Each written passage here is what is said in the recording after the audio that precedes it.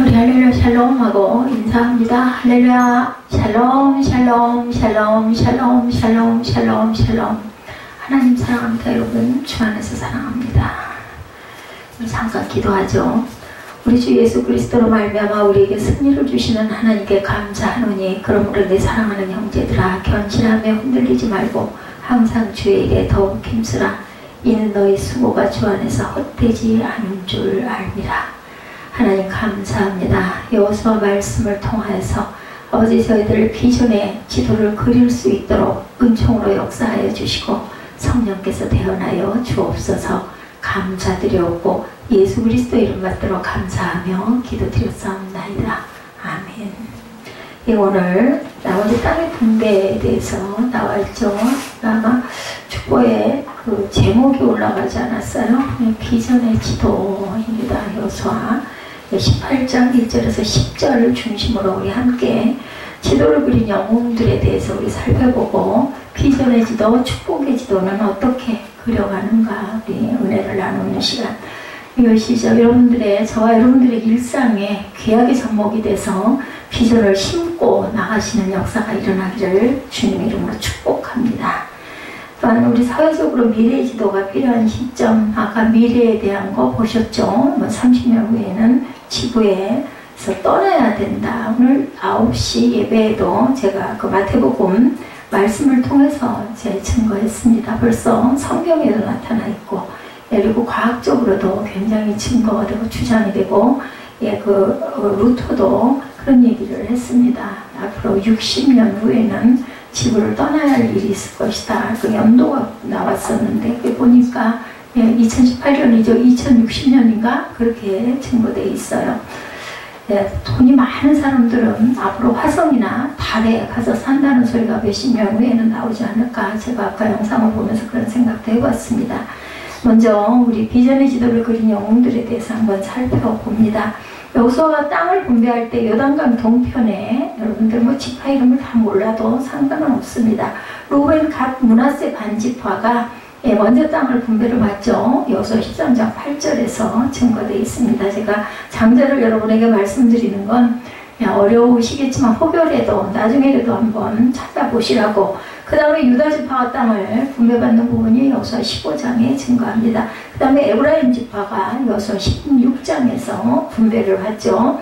또한 절반의 나머지 반지파라고 그러죠. 므낫세 반, 나머지 반지파가 땅을 분배받는 부분이 지난주에 말씀드린 여호수아 17장 말씀이었습니다. 지도를 그려오라고 그러죠. 오늘 본문 1절에서 10절 내용에도 계속해서 지도를 그려오라는 것, 그 얘기를 반복해서 하는 부분이 보입니다. 내가 그들을 보내기니 세 사람씩 나중에 선정을 해서 7개 지파가 아직 땅을 분배받지 못했어요. 그리고 머뭇거리고 있으니까 뭐라죠? 어느 때까지 너희들이 지체하고 꾸물럭거리고 이제는 좀 뭐라 그럴까 좀 열정이 식었어요. 아이고 그걸 어떻게 정복을 해. 실제로 본인들에게 준 게 아니에요. 정복을 해야 된다고 하니까 이제 자꾸 갈수록 까마득한 느낌이 들죠. 그러니까 이제 계속 독촉을 하는 부분이 나타납니다. 여호수아가 계속 얘기를 하죠. 분배를 받지 못한 자들에게 말을 합니다. 그래서 7부분으로 그려서 이곳에 4개로 가져와라. 그럼 거기서 또 뭐해요? 하나님 야훼 앞에서 제비를 뽑으리라. 6절에 그러죠. 레위 사람은 너희 중에 분깃이 없습니다. 그것은 하나님께서 먹이심이라는 증거죠. 8절에 그 사람들이 일어나 떠난 여호수아가 그 땅을 그리러 가는 사람들에게 또 명령합니다. 그 땅으로 둘러다닐 것을 그려가지고 내게로 돌아오라. 내가 여기 실로의 야훼 앞에서 너희를 위해서 또한 제비를 뽑으리라. 야훼 앞이면 어딜까요, 여러분들? 오늘날 신약의 성전을 의미합니다. 그리고 구약에는 제단을 드리는 야훼 앞을 얘기하고 있죠. 그전에 그 사람들이 가서 그 땅으로 둘러다니면 이제 순종을 하죠. 성읍들을 따라 7부분으로 책에 그려서 실로 진영이 돌아와 여호수아에게 나옵니다. 10절에 여호수아가 그들을 위하여 실로 야훼 앞에서 제비를 뽑고 그가 거기서 이스라엘 자손의 분파대로 땅을 분배해 줍니다. 분배해 주는데 거기 다 사람들이 살아요. 주인들은 있어요. 가서 그들을 점령해서 그 사람들을 쫓아내고 차지해야 될 사명이 있다. 여러분과 저의 삶 속에 각자에게 이런 사명이 있는 거죠. 자, 이런 지도를 그려오라고 계속 말하죠. 여호수아가 18장에 이르러서 12지파 중에 5지파를 제한 나머지 7지파 반도 더 돼요. 그죠? 예, 일단 아직 땅을 분배받지 못했다고 2절에 얘기하죠. 여호수아는 7지파에 각각 3명씩 정탐꾼을 뽑아서 37, 20에 21명이에요. 앞으로 차지할 땅의 지도를 그려오라는 특명을 내리는 부분이 4절에 나타납니다. 21명의 영혼들은 탐색 지역에 뛰어들어서 이것저것을 다니면서 시냇물도 표시하고 마을 부지도 점찍고 초원옹달샘을 표시하는 아주 지도를, 지금으로 보면 참 이게 뭐야 할 것 같겠지만 어쨌든 열심히 지도를 그리죠. 그들이 지도를 그려가면서 아름다운 비전, 꿈을 가슴에 품습니다. 이런 순서로 우리가 세상 살아가면서도 비전의 지도를 그려야 할 줄로 믿습니다. 그 사람들이 가서 그 땅으로 들어다니며 성읍들을 따라 9절이죠. 7부분으로 책에 그리고, 예, 그들은 가나안 땅을 정탐하며 지도를 그릴 때 마음으로 먼저 상상하고 마음에 품었겠죠. 눈으로 보면서 시냇가에 발을 담그고 언덕백에 양떼를 몰고 정다운 사람과 옹기종기 집을 짓고 사는 행복한 나라에 대한 비전을 가슴에 담습니다. 그들이 그릴 때 아무런 생각 없이 절대로 그리지 않았을 거예요. 우리가 뭐 어떤 거 사생활을 그릴 때도 마찬가지죠.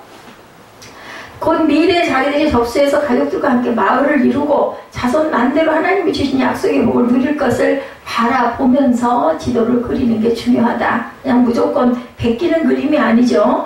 그야말로 비전을 가슴에 안고 지도를 그려나가야 한다. 그러면 비전의 지도를 그린 영웅들에 대한 것을 우리가 잠깐 봅니다.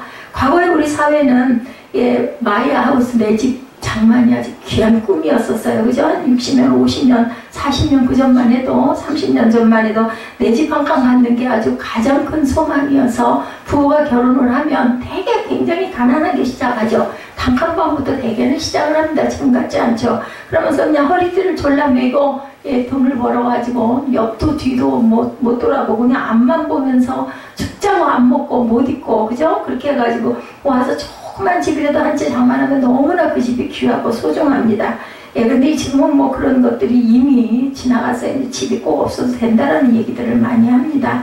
예, 그래서 보면은 그 다음에는 이제 내 차, 뭐 지금은 뭐 내 휴대폰은 뭐 애기들까지도 유치원 아기들까지도 다 있지만 그런 비전이 차례차례로 마이카 시대로부터 있어 마이폰 시대에 지금 저희들 와 있어요. 뭐 컴퓨터는 뭐 물론일 것이고 100억 불 수출 달성 이런 비전도 한국에 있었던 때도 있었죠. 근데 세상에 하나님 나라의 비전을 가슴에 품었던 사람들도 못지않게 많이 있었습니다.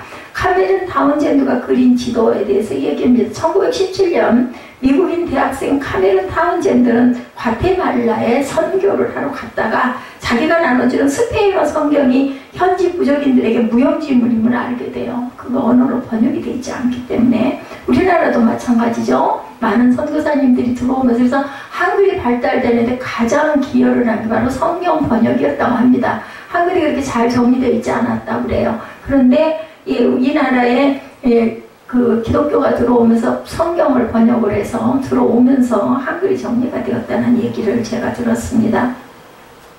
남미는 스페인어를 공용어로 쓰고 있지만 브라질을 제외해서 다수의 교육을 받지 못한 사람들은 자기 부족의 언어밖에는 몰랐던 거죠. 타운젠드는 즉시 자기가 하던 일을 중단하고 그 지방 원주민 언어인 카치켈 말을 배우고 그 말로 신약 성경을 번역을 합니다. 그는 자기 부족의 언어로 된 성경을 만들어주는 비전을 머리에 그린 사람이겠죠. 그의 비전에 따라서 위클리프 성경 번역 선교회가 탄생이 됩니다. 1934년이에요. 2018년이니까 뭐 100년도 안 됐어요. 그죠? 많은 미국의 젊은이들이 그를 따라 성경 번역 선교사를 지원하고 나서게 되고 이들은 밀림이나 고산 부족에 들어가서 그 부족의 언어를 분석해서 표기가 가능한 문자를 만들어주고 그 다음에 그 문자로 성경을 번역을 합니다. 앞서 카메론 타운젠드는 그 비전을 그린 사람이었죠. 지도를. 그 후에는 미국의 선교학자들 중심으로 부족 피우플 개념이 등장을 합니다. 1970년에서 80년대 뭐 불과 지금으로부터 3, 40년 전에 그 과거에는 네이션 개념으로 세계를 나누었다고 합니다. 그래서 세계 약 250개 국가를 전도국가와 미전도국가로 분류를 해서 미전도 국가에 필요한 언어들을 번역을 해서 성경을 번역하는 일들을 했다고 그러죠. 그들은 세계를 약 24,000개의 부족별로 나눕니다. 그래서 세계 복음화를 미전도 종족, 그래서 unreached people 중심으로 해야 한다고 비전을 나누어서 모든 민족의 복음이 전파되도록 하는 지도를 그렸어요. 지도를 그린 다음에는 그 나라 그 부족들이 쓰는 언어로 번역을 하는 일을 맡아서 성경을 그 사람 누구나 다 읽을 수 있게 만들었다는 거죠. 어떤 사람들은 중국의 각 가정교회에 중국 찬송으로 된 찬송가 반주기를 공급하는 비전을 실행하기도 했고, 또 그 라디오 만원 내기 해가지고 라디오들을 각 집집마다 극동방송에서는 그렇게 선교로 후원하는 그런 비전의 지도를 그려서 기독교가 이렇게 많은 나라에 들어가게 하는 그런 비전의 사람들이 우리의 선교 속에 나타나 있다.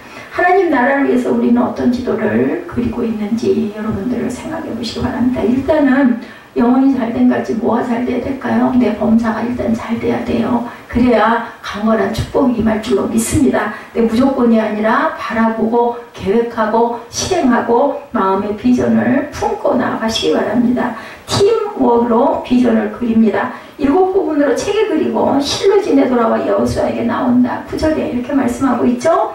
이대로 지도를 그릴 때 서로 경계를 긋는 문제가 남아있었어요. 그게 쉽지 않았을 겁니다. 그러나 7지파가 조율해서 지도를 그려서 여호수아에게 나왔다. 서로 양보도 많이 했을 것이고 다툼도 있었을 것이지만 어쨌든 간에 그림을 잘 그려서 갖고 왔어요. 많은 사람이 모일수록 굉장히 파당이 생기게 되죠. 그리고 분열하기가 쉬운데 그래도 7지파들은 그것을 조율을 잘 했다는 겁니다.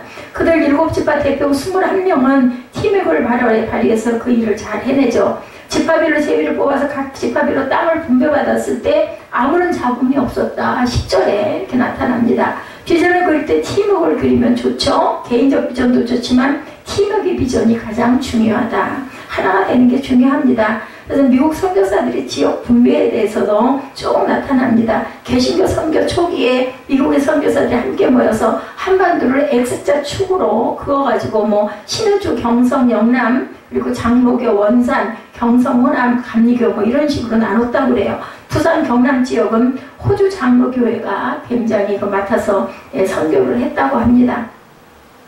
근대 초기 스페인과 포르투갈이 세계를 제패했던 것은 지리상의 발견이 남들보다 한 발 앞서갔다. 미국이 탄생하게 된 것도 어떻게 했어요? 청교도들이 떠났죠. 그 사람들도 어떤 비전을 그린 거예요. 우리가 마음껏 예배할 수 있는 신대륙을 발견하겠다라는 비전을 그린 사람들이다. 이렇게 했기 때문에 세계지도의 제작도 또한 이루어지고 활발하게 이루어질 수 있었다. 바울이 있었던 그 시대만 해도 세계가 땅덩어리가 둥글지가 않고 네모나타라고 생각을 해서 끝까지 가다가는 땅떨어져 떨어져 죽을 거라고도 얘기를 했다고 그러죠. 그게 오랜 전의 일이 아닙니다. 얼마 전까지도 땅 끝이 어디냐, 스페인이다 이런 얘기들을 많이 했다고 그래요. 대서양 쪽으로 새항로를 개척하는 콜럼버스의 손에서 지도가 또한 들려 있었겠죠. 누가 지도를 그리지 않았다면 지리상의 발견은 없었을 것이다. 해외로 진출을 할 수가 없어요. 지도를 못 보고 모른다면 배를 타고 어떻게 나갈 수가 있겠어. 무서워가지고 못 나갔겠죠. 우리 사회는 이렇게 미래의 지도를 그려주는 사람이 나오기를 지금도 또한 기다리고 있다는 겁니다. 성령이 충만한 사람은 비전의 사람, 미래의 지도를 그릴 줄 아는 사람이다. 사도행전 2장 17절에 증거합니다. 축복의 지도를 두 번째 그려야 되죠. 비전의 지도, 두 번째 축복의 지도를 그려야 됩니다. 미국에서 자기개발 프로그램으로 선풍적인 화제를 몰고 온 베리 파퍼가 쓴 지금 당장 시작하라는 책에 성공을 위한 구체적인 실천 지침을 싣고 있습니다. 이 책의 저자는 성공 시나리오를 마음속에 그리다 이렇게 얘기를 합니다. 내가 성공했을 때의 모습이 무엇인가를 구체적으로 마음속에 항상 그릴 줄 알아야 된다. 주어진 대로 닥치는 대로 인생을 살지 말고 앞으로 내 인생이 어떻게 될 것인가를 먼저 생각을 하고 멋진 성공 시나리오를 가지고 인생을 살아갈 줄 알아야 된다. 계획이 있어야 된다는 거죠. 많은 사람들이 이 순간에도 성공하기를 원해요. 그죠? 목표를 향해서 달려갑니다. 그러나 모든 사람이 성공하는 것은 아닙니다. 이게 무슨 대단한 게 아니어도 마찬가지예요. 그죠? 각자에게 나는 지금 꼭 뭔가를 준비해야 되겠다라는 생각을 할 줄 알아야 되겠다. 똑같이 수고하고 노력해도 성공한 사람이 있고 실패하는 사람이 있습니다. 그 차이는 어디에 있을까? 성공에 대한 멋진 시나리오에 달려 있다라는 거죠. 이것은 단순히 멋진 계획만을 의미하지는 않습니다. 구체적인 성공 계획과 함께 그것을 성취하기 위한 대가를 지불하는 것이 필요하다. 제가 이제 어떤 그 글에 보니까 그런 얘기가 있더라고요.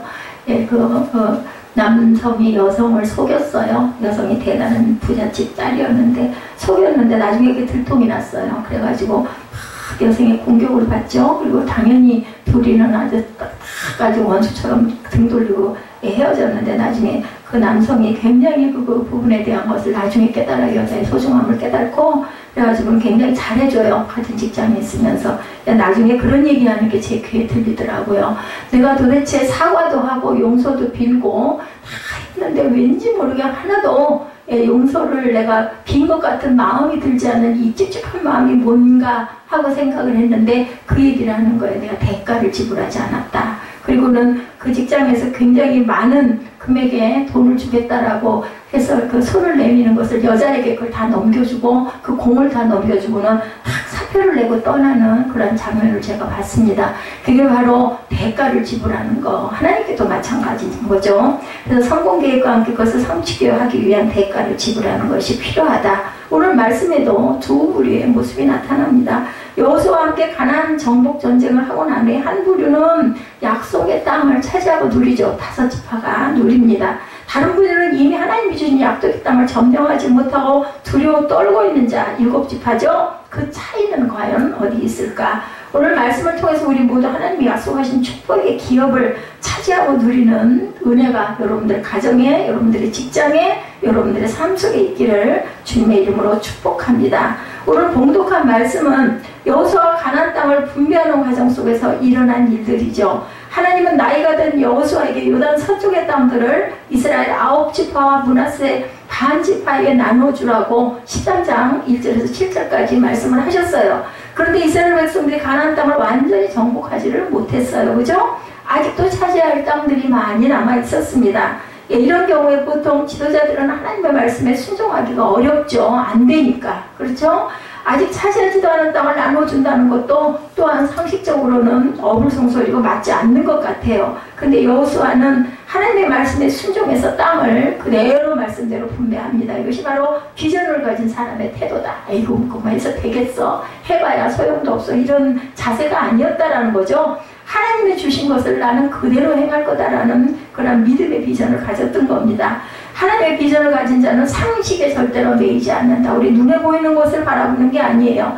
하나님의 약속을 붙잡고 명령하시는 대로 순종을 해 나가야 된다는 거죠. 비전을 따라가는 자는 언제나 하나님의 영광을 바라볼 줄 알아야 된다. 하나님이 주시는 약속의 땅을 그리하여야 차지한다. 여호수아는 이런 비전의 사람이었다. 가장 기본에 뭐가 깔려있다? 믿음이 깔려 있었어요. 하나님께서 주신다고 했으니 분명히 나는 받을 것이다. 어디 때부터? 어디 여리고성 정통 때부터 정탐 때부터 그랬죠. 여호수아와 갈렙 두 사람만 12 정탐꾼 중에 비전을 긍정적으로 품었던 사람입니다. 이미 그는 하나님의 비전을 가지고 가나안 땅을 보았던 사람이죠. 가나안의 전쟁은 자신의 서 있는 것이 아니라 어디에 달려있다? 하나님의 주권에 있다라는 것을 굳게 믿었던 사람이죠. 그래서 여호수아는 하나님의 명령대로 순종한다. 여러분들 세상 살아가면서 보면 딱 내가 먼저 앞서서 가기가 쉬워요. 그래서 주의 종들이 무슨 얘기를 많이 하냐면 저도 젊은 시절에 그런 말을 많이 들었습니다. 그때는 그 뜻을 정확하게 잘 몰랐어요. 앞서서 가지 말라고. 앞서서 가지 말라고. 도대체 왜 앞서가지 말라고 그러나 그때는 깨닫지 못했는데 이제 제가 여러분들에게 말씀을 증거하고 전하다 보니까 또 보다 보니까 앞서서 가는 게 정말 어리석은 거구나 하는 생각을 하는데 내가 판단해요. 이거는 이렇게 해야 되고 저건 저렇게 해야 되고 무슨 하나님이 뭐 먹여주시냐 입혀주시냐 내가 해야지 내가 먹는 거지 이런 생각을 많이 하는 거죠. 하나님은 여호수아를 통해서 요단 동편의 땅들을 르우벤과 갓 두 지파와 므낫세 반지파에게 나눠주죠. 그리고 요단 서편은 갈렙 지파와 유다 지파와 요셉 지파가 차지합니다. 이 영토 분배가 길갈에서 이루어졌었어요. 그죠? 길갈이라는 뜻 여러분들 뭔지 혹시 기억하세요? 돌이 굴러간다. 거기 나쁜 것들은 다 굴러가고 거꾸로 또 뭐가 굴러온다? 좋은 것들만 굴러온다. 길갈의 뜻은 그 뜻을 갖고 있습니다. 그런데 이스라엘 12지파 중에 5지파만이 영토를 분배받고 나머지 7지파 베냐민, 시므온, 스불론, 이사갈, 아셀, 납달리 그리고 단지파가 0%를 분배받지 못했어요. 과반수 이상이 분배를 못 받았죠. 이미 하나님께서 주신 축복의 땅, 약속의 땅임에도 불구하고 그 땅을 차지하지 못하는 이유는 무엇일까? 게다가 이제는 뭐예요? 어느 때까지 이렇게 할 거냐 늦장을 피고 있다는 거예요. 우리 신앙생활도 마찬가지일 수 있다. 하나님께서는 하늘의 보호를 여시고 우리에게 놀라운 축복을 내려주시기를 원하고 요이 땅 하고 준비를 하고 계세요. 뭐만 하면 그릇만 딱 들고 갖다 대면 줍니다. 제가 기름을 큰 한 통을 샀잖아요. 그 기름 들여다보니 뭐 아무리 보면 뭐해요. 기름을 쏟아야 쓸 수 있지 않겠어요? 그리고 쏟으려니까 그 뜯는 작업도 보통 작업이 아니었는데 여러분들 분배하는 작업도 굉장히 힘들구나라는 것을 제가 느꼈습니다. 이게 공기가 들어가니까 펑펑하고 중간에 막 튀고 터지는 거예요. 그래가지고 옷을 다 버렸어요. 그 바닥도 침물을 많이 깔았는데도 버렸습니다. 우리는 뭐를 해야 돼? 이게 행할 줄 알아야 되는데 대가를 치러야 되는 거예요.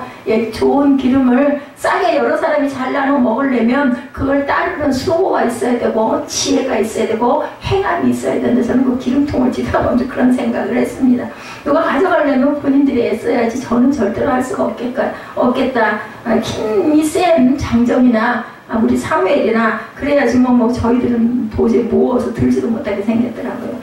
왜 우리들은 여전히 어리고 어려우고 힘든 삶을 살까? 그죠? 예수를 믿는데도 우리 항상 기도하는데도 첫째 비전의 부재 여러분들 생각해 보시기 바랍니다. 요단 서편의 땅을 이미 분배하던 유대 지파와 요셉 지파의 공통점은 각각 갈렙과 여호수아라는 지도자가 살아 있었을 때였다라는 것. 이들은 모세에 의해서 이미 가나안의 12정탐꾼으로 선발되었던 사람들이 여호수아와 갈렙은 그들은 40일 동안 땅을 정탐하고 나서 믿음으로 보고했던 부분 여러분들 아시죠?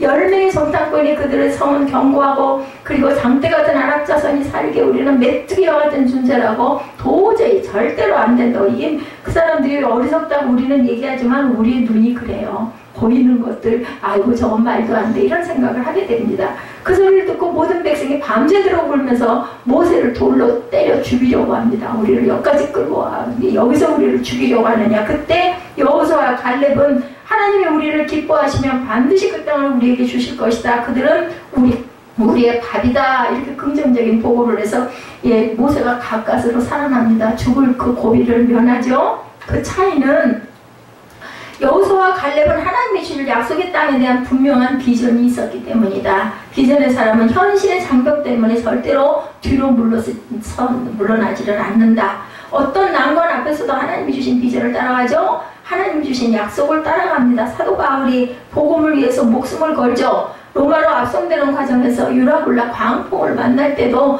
절대로 뒤로 물러서지 않았죠. 배가 깨지고 모든 사람이 죽어가는 상황인데도 바울은 담대하게 두려워하지 마십시오. 당신들은 결코 죽지 않습니다. 하나님이 내게 이렇게 말씀하셨습니다. 이렇게 외칩니다.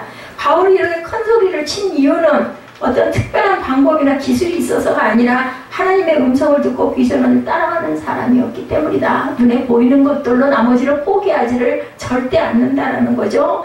자, 이렇게 바울은 외치죠.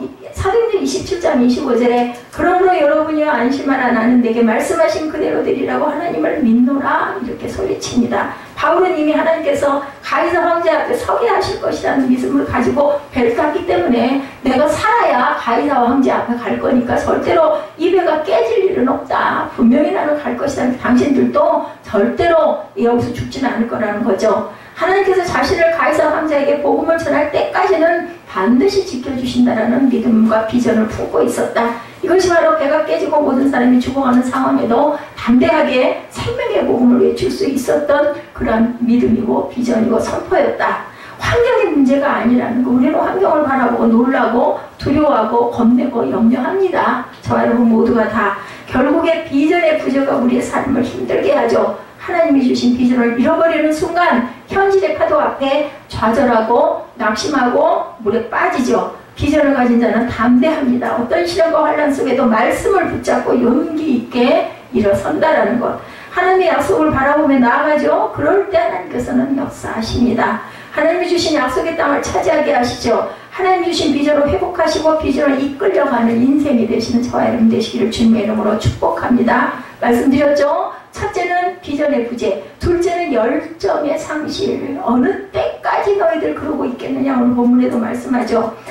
서편의 7지파가 땅을 차지하지 못한 이유는 열정의 부족이다, 이렇게 얘기합니다. 처음에는 열정을 내요. 근데 시간이 가면 갈수록 주저앉게 되죠. 3절에 여호수아가 이스라엘 자손에게 너희가 너희 조상의 하나님 야훼께서 너희에게 주신 땅을 점령하러 가기를 어느 때까지 지체하겠느냐, 이렇게 야단을 칩니다. 지체하다라는 단어는 원어 늦추다, 게으름을 피우다라는 의미를 갖고 있습니다. 신명기 1장 21절에 말씀하죠. 너희 하나님 야훼께서 이 땅을 너희 앞에 두셨은즉 너희 조상의 하나님 야훼께서 너에게 이르신 대로 올라가서 차지하라. 두려워하지 말라, 주저하지 말라. 신명기 말씀이에요. 이미 하나님께서 두려워하지 말고 주저하지 말고 너희 앞에는 약속의 땅을 차지하라고 명령하셨음에도 땅을 차지하려는 의지와 노력이 없는 거예요. 그죠? 제가 아까 기름통 얘기했죠? 그거 들어서 쏟아야 기름을 먹을 수가 있는 거죠. 의도적으로 게으름을 피우며 차일피일 미룹니다. 저도 일거리가 있으면 그 일을 들여다보고는 걱정을 끔찍하게, 저거 도대체 어떻게 해야 돼? 그러면 쉴 수가 없어요. 해결이 되지 않으면. 아주 그들 안에는 무슨 근성? 노예 근성. 아유 그냥 해강, 아유 그냥 귀찮아, 이런 생각들. 17장에서 땅이 작다고 불평했던 요셉 지파에게 명령하시죠. 그 산지도 내 것이 되리니 비록 살림이라도 산이어도 내가 개척하라. 그 끝까지 내 것이 되리라. 가나안 족속이 비록 철병거를 가졌고 강할지라도 내가 능히 그를 쫓아내리라. 이럴 때 우리는 얼른 아멘 해야 되겠죠. 자, 사망과 의인에게는 뭐를 주신다고요? 영생을 주시리라 했을 때 우리는 얼른 아멘 해야 됩니다. 하나님이 현실에 안주하지 않고 하나님의 약속을 붙잡고 개척하고 나아가기를 원하신다. 그때 하나님의 역사가 시작이 된다는 거죠. 근데 요단 서편의 7지파는 열정이 없고 비전이 없었어요. 여기가 좋사오니, 그리고 게으름을 피우고 궁둥이가 무거워가지고 민구적거리고 앉아있고 누워 놀고 자고 졸고 그랬을 때는 빈궁이 도적같이 너희를 들어와서 해치리라고 성경의 잠언에 말씀하죠. 비전이 없는 사람은 열정도 없습니다. 열정이 없는 사람은 아무것도 이룰 수가 없는 거죠. 현실에 안주하죠. 과거를 그리워합니다. 그리고 게으름을 피웁니다. 특징이죠. 오늘 우리의 삶의 태도는 과연 어떠한지. 요단 서편의 7지파처럼 하나님의 약속을 받았으면서도 열정이 식어서 게으름을 피우고 있지는 않은지 생각하시는 저와 여러분 되시기 바랍니다. 현실에 안주하여 적당히 살려고 있지는 않은지, 그렇죠? 다시 한번 내 안에 식어가는 열정의 불을 회복할 수 있기를 주님의 이름으로 축복합니다. 더 이상 현실에 안주해서 지체하지 말고 그 벤처신앙으로 무장하고 약속의 땅을 향해 진군하는 저와 여러분들이 되셔야 되겠죠. 세 번째, 실패에 대한 두려움입니다. 자, 우리가 열정이 부재예요. 그죠? 비전이 부재하고 열정이 부재하고 그다음에 실패, 이러다가 했다가 실패하면 어떡할까? 여호수아를 통해서 이미 약속의 땅을 분배받았어요. 그런데 그들은 그 땅을 차지하려고 하지 않습니다. 그들은 철병거를 가졌는데 우리는 아무것도 없는데, 철기로 된 어떤 무기도 없는데, 이런 생각을 하는 거예요. 그들은 전차까지 가졌는데. 그럴 수 있죠. 이미 앞에서 말씀드린 것처럼 가나안 족속들은 철병거를 가지고 무장을 하고 있어요. 근데 우리는 아무 무기도 없다라는 거예요. 무기를 갖고 있는 게 누구였다고요? 제가 사무엘상 보다 보니까 사무엘하고 요나단밖에 갖고 있질 않아요. 나머지는 다 괜히 호미 이런 것들, 농기구들 갖고 나가서 싸워요. 이기겠어요? 그 사람들 훈련이 된 그 병사들인데 사람의 눈으로 보면 절대로 이길 수가 없어요. 그랬을 때 하나님이 어떻게 해요? 하늘에서 우박을 그냥 비를 쏟아가지고 병거가 다 물에 잠기게 해서 못 쓰는 그냥 아주고요, 쓸데없는 그러한 그 병거를 만들어버립니다. 절대로 무기로 사용될 수 없을 정도로 하나님께서는 이렇게 하늘을 통해서, 그리고 세계의 모든 하늘의 그 천재재변을 통해서 역사하시기도 한다라는 것. 지금까지도 힘겹게 싸워왔는데 아직도 자신들의 땅을 차지하기 위해서 전쟁을 해야 하는 것이 끔찍하게 싫고 두려워요. 저도 그랬을 것 같아요. 지금까지는 여호수아와 갈렙 같은 장군이 있었는데 이제는 각 지파별로 니들이 직접 나가서 해야 된다고 하니까 그거 할 수 있겠어요? 여기가 조사오니가 됩니다. 자연스럽게 그들은 혹시 전쟁에 패하지 않을까 두려워. 분명히 패할 거야, 이런 마음이 먼저 앞섰을 것 같아. 되지도 않아. 이랬을 것 같습니다. 결국 요단 서편의 7지파는 하나님의 약속의 땅에 대한 비전이 부족하고 믿음이 부족해요. 지금까지의 전쟁도 자신의 손에 있는 것이 아님을 이미 알고 있어요. 하나님의 역사라는 것도 알고 있는데도 불구하고 전능하신 하나님의 능력으로 승리했음을 목격도 합니다. 여리고 성소부터, 그죠? 그럼에도 불구하고 여전히 실패에 대한 두려움으로 가득 차 있습니다. 그래서 게으름을 피우고 안 좋아져? 안 된다고 하는 부정적인 생각, 실패에 대한 두려움을 가진 자는 하나님의 약속의 땅을 차지하지 못한다. 그러므로 내 안에 있는 부정적인 생각을 일단 지워야 된다는 거죠. 링컨의 어머니는 아들 링컨에게 이렇게 말했다고 그래요. 부정적인 생각을 가진 사람과 사귀지 말아라. 그들의 병균이 전염될까 두렵다. 이렇게 아들에게 얘기했다고 합니다. 부정적인 생각은 나뿐만 아니라 공동체 전체에 나쁜 영향을 미친다. 이미 요단 동편에 있는 지파와 유다 요셉 지파는 자신의 기업을 차지했어요. 그러면 7지파 가운데 어느 한 지파라도 용기를 내서 약속의 땅을 점령했을 법도 한데도 서로 눈치를 보면서 지체하고 있었다는 거죠. 그것은 이유가 안 된다는 거죠. 나 한 사람으로 부정적인 생각은 자신뿐만 아니라 공동체 전체에 영향을 미친다.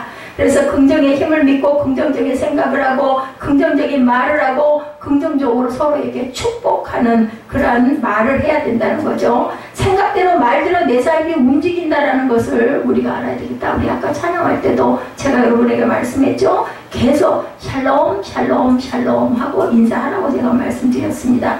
컴퓨터 앞에 조엘 오스틴 목사님의 더 잘되는 나의 7가지 핵심이 붙어 있었어요. 나는 잘 될 것이다. 나는 긍정적인 사람이다. 나는 좋은 습관을 가지고 있다. 나는 사랑할 줄 아는 사람이다. 나는 최선을 다하는 사람이다. 나는 비전이 있는 사람이다. 나는 믿음으로 산다. 이게 늘 붙어 있다고 합니다. 여러분들도 한번 책상머리에 아니면 화장대 앞에 한번 써붙여놓고 오면 가면 그걸 바라보시고 입술로 고백하시기 바랍니다. 실패에 대한 두려움에서 벗어나야 한다는 거죠. 나는 부족해도 나는 할 수 없어도 하나님이 나와 함께 하시고 하나님이 힘주시고 능력 주시면 할 수 있다.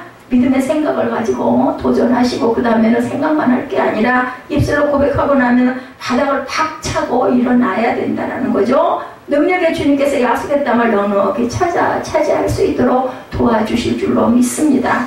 예, 뭐 거세요? 제가 이거 이렇게 해서 성공하면요 제가 하나님 영광을 해서 어떻게 하겠습니까? 어떻게 하겠습니다 라고까지 거십시오. 그리고 예, 그대로 누구처럼 한나는 아들 주시면요 그 아들을 하나님께 드릴게요 하고 기도했더니 아예 저기 사무엘을 주셔서 사무엘을 돌이 되자마자 젖이 떨어지자마자 엘리 제사장에게 갖다 맡겼죠. 그리고 뭐를 입혔다고 에봇을 입혔어요. 에봇은 제사장의 옷입니다. 꼬마가 돌제나 꼬마가 맨날 에봇을 입고 성전에서 자랐기 때문에 사무엘처럼 대단한 제사장이 될 수가 있었다라는 거죠. 여호수아는 하나님의 약속의 땅에 대한 점령을 미루고 있는 7지파를 책망하면서 대안을 제시합니다. 참된 지도자는 책망만 하는 자가 아니라 또한 대안까지도 제시해주는 그러한 지도자여야 한다. 공동체 안에도 비판만 하는 자들이 있죠. 그리고 분열시킵니다. 그 비판은 공동체에 아무런 유익이 없어요. 깨어지고 그리고 나누고 찢어지는 그래서 아주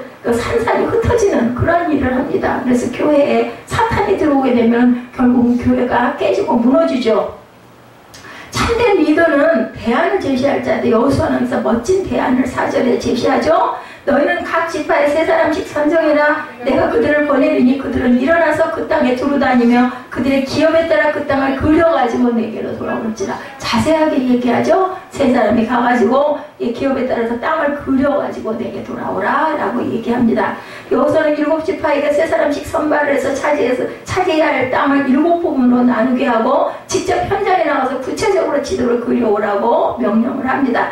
그러면 하나님 앞에서 제비를 뽑아 나눠주겠다. 누가 뭐를 가질지를 제비 뽑기를 하겠다. 얘는 뭐 눈에 보이는 건 내가 이거 가질 거야. 내가 이거 가질 거야. 싸울 수가 없어요. 하나님이 뽑으셨다. 내 손을 통해서. 이렇게 다 그들은 믿고 있었기 때문에 우리는 하나님의 약속을 성취하는 중요한 교훈을 얻습니다. 우리들이 어떻게 하면 삶 속에서 하나님이 예비하신 축복의 땅을 차지하는 믿음의 주인공이 될 수 있을까? 축복의 지도를 그리라는 거죠. 자연에는 자연 법칙이 있고, 그죠? 과학에는 과학 법칙이 있고, 아까 꿈동이 예배에서 뭐가 있었어요? 하나님의 법칙 얘기했었죠? 5가지 구원의 법칙, 회개의 법칙, 그리고 또한 감사의 법칙, 그리고 은혜의 법칙, 축복의 법칙. 이것을 행하는 사람만이 하나님께서 우리에게 축복과 능력을 주신다. 아까 제가 여러분들에게 함께 나눴습니다. 자연에는 자연법칙, 과학에는 과학법칙, 축복받는데도 축복의 법칙이 있다. 그 비유는 바로 축복의 그림을 그리는 것이다. 그것이 어디 있어요? 성경 안에 다 있죠.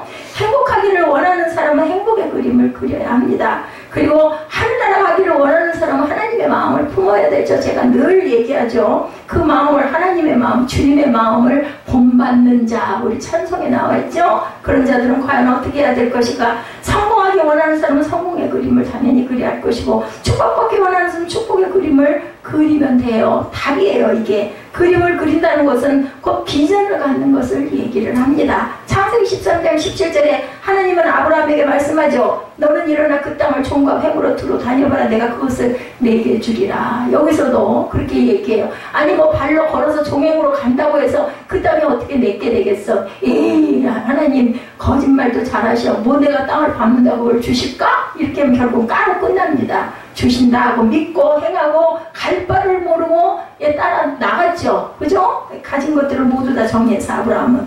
이 말씀은 아브라함의 목자와 조카 롯의 목자가 서로 다투고 그 후에 조카 롯이 아브라함을 떠났을 때 하나님께서 아브라함에게 축복해 주신 말씀이에요. 롯에게 양보하죠. 네가 좋은 거 가져라 그랬지 뭐 가져서 소돔과 고모라 가져가 결국은 불타가지고 그죠? 다 재산이 오고 다 없어져 버리는 그런 일을 여러분들 성경에서 보셨을 겁니다.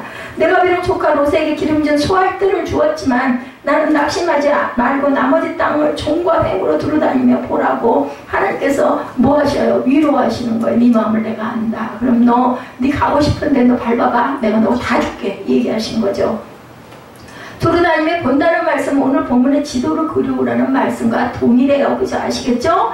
아직은 차지하지 못한 땅이지만 내가 하나님의 비전을 가지고 땅을 바라보고 그 땅을 밟으면 반드시 너에게 주시겠다라는 축복의 말씀입니다. 믿음은 뭐에서 나와요? 들음에서. 들음은 어디서요? 그리스도의 말씀으로 인함이라. 히브리서 11장 1절에 믿음은 또한 바라는 것들의 실상이요 보지 못하는 것들의 증거라고 말씀하고 있습니다. 계속해서 11장 6절에 히브리서 믿음이 없이는 하나님을 기쁘시게 못하나니 하나님께 나아가는 자는 반드시 그가 계신 곳과 또한 그가 자기를 찾는 자들에게 상 주시는 자심을 믿어야 할지니라. 그냥 그거 보면 소용이 없어요. 그걸 가지고 하나님 저에게 능력 부어주세요 하고 찾는다는 건 뭘까요? 기도한다는 건 얘기를 하겠죠. 하나님 앞에 나아갈 때 믿음을 가지고 나아가야 되고 찾아야 되고 구해야 된다라는 거예요. 구하고 두드리고 그죠? 문을 두드리라고 그러죠? 구하라고 그러죠? 주실 것이라고 그러죠? 뭘까요? 구하는 게 막 문만 두드린다 된다는 뜻이 아니에요. 기도하라는 겁니다. 발전해가지고 누구처럼 예수님처럼만 하면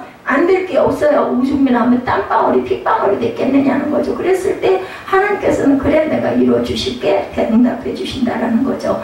건강 주실 것을 믿어야 하고 하나님께서 나를 통해서 영광 받으실 것을 믿어야 하고 반드시 약속하신 것을 이루어 주실 것을 믿고 바라볼 줄 알아야 된다. 하나님 주신 비전을 따라 믿음으로 나아갈 때 우리는 축복의 땅을 분명히 차지할 수 있을 것이다. 데카르트 여러분들 아시죠? 데카르트가 말합니다. 믿어라. 당신의 인생은 당신의 생각하고 그린 대로 이루어진다. 이 사람도 비전의 그림을 그리라고. 데카르트도 실존주의 철학자입니다. 내가 지금 내 머릿속에 무엇을 생각하고 무엇을 그리느냐가 인생을 지배한다는 것을 잊지 마시기 바랍니다. 여호수아의 명령대로 7지파는 순종함으로 두루다니며 지도를 그려오고 그리고 여호수아는 하나님 앞에서 그대로 제비를 뽑아 땅을 분배하고 제비를 뽑았다는 것은 하나님께 맡겼다는 의미 제가 설명드렸죠. 좋은 땅을 차지하겠다고 서로 싸우지 못하도록 하나님께서 모든 것을 맡기는 걸 위임하는 겁니다. 믿음의 비전을 가지고 사는 사람은 최선을 다하고 결과는 하나님께 맡기죠. 근데 우리는 종종 이 부분에서 실수할 때가 너무나 많습니다. 내가 최선을 다했으면 하나님 최선의 결과를 주셔야지 왜 이래요? 이럴 때가 우리가 너무나 많다는 거죠. 원망하고 불평합니다. 내가 꼭 기억해야 될 것 뭐예요? 비록 사람이 계획하고 뜻을 세우지만 그것을 이루게 하시는 분은 하나님이심을 입술로 고백하시기 바랍니다. 잠언 16장 9절이죠. 우리 할 일을 다 하고 나머지는 하나님의 뜻에 맡겨야 합니다. 내 생각대로 판단하지 말고 하나님의 때를 기다릴 줄도 알아야 됩니다. 그래서 인내를 온전히 이루라. 그죠? 야고보서에서 말씀하고 있습니다. 믿음으로 순종하며 나갈 때 하나님은 반드시 약속하신 축복의 땅을 주실 줄로 믿습니다. 노동의 새벽이라는 시집으로 유명한 박노해 씨의 꿈은이라는 시가 있는데 이 꿈은 이렇게 시작됩니다. 꿈은 꾸는 것이 아니다. 꿈은 묻는 것이다. 예, 묻는 게 땅에 묻는다는 것이 아니라 물어본다라는 뜻입니다. 예, 밑불로 씨알로 꿈은 온몸으로 뛰어드는 것이다. 자신을 묻어 캄캄히 썩어 꿈은 뿌리로 다시 피는 것이다. 보통 우리는 꿈을 꾼다라고 말합니다. 근데 이 시는 꿈을 꾸는 것이 아니라 묻는다라고 이야기를 합니다. 생명이 있는 씨앗은 땅에 떨어져 묵어야, 그죠? 묻혀가지고 뭐 어떻게 돼야 그것이 썩어져야 밀혈이 된다라고 얘기를 하죠. 자신의 온몸으로 뛰어들어서 자신의 삶이 꿈이 된다는 것을 절대 잊지 마시기 바랍니다. 뭐 요행이라는 건 없어요. 심은 대로 거두어진다는 거죠. 자신을 온전히 던져서 헌신할 때 꿈은 마침내 피어나서 아름다운 열매를 맺게 된다는 것. 이것이 진정으로 꿈꾸는 자의, 비전을 품은 자의 모습이다. 오늘도 많은 사람이 꿈을 꿉니다. 그런데 대부분은 무슨 꿈을 꾼나요? 개꿈으로 꾼나요? 그 이유는 머리로만 꿈을 꾸기 때문이라는 거죠. 자신의 온몸을 던져 자신의 삶이 꿈이 되는 헌신이 따라야 된다. 뭐가 치러져야 되는 대가. 2018을 맞이해서 우리는 많은 꿈을 꾸고 시작을 했어요. 벌써 7월이 22일이죠. 오늘 며칠 남지 않았습니다. 곧 8월이에요. 뭐 더워 죽는다고 해도 앞으로 그냥 눈 딱 감고 2주일만 넘어가고 나면은 벌써 입추가 오고 있다고 하죠. 예, 아주 덥기는 정말 작년에 비해서 더 더운 것 같습니다. 사람 마음에 품고 있는 꿈을 이루기 위해서 우리가 얼마나 땀 흘리고 노력하고 있는지를 생각해 보십시다. 우리가 아무리 위대한 꿈을 가지고 있다 할지라도 그에 따른 대가를 지불하지 않는다면 여전히 어제와 다를 바가 없는 삶이 똑같은 삶의 반복이 될 수밖에 없다. 아직도 내 안에 자리를 잡고 있는 실패에 대한 두려움도 떨쳐버리시기 바랍니다. 그리고 안 된다고 말하는 부정적인 생각에서 또한 벗어나시기 바랍니다. 지금부터 하나님이 주신 비전을 크게 가지시고 저와 여러분의 인생의 도화지에 마음껏 하나님의 기뻐하시는 행복한 나의 모습, 축복의 모습, 비전의 지도를, 축복의 지도를, 긍정적인 지도를 그리시고 그것을 그렸으면은 그것을 발로 딛고 일어날 줄 아는, 행할 줄 아는 저와 여러분 되시기를 주님의 이름으로 축복합니다.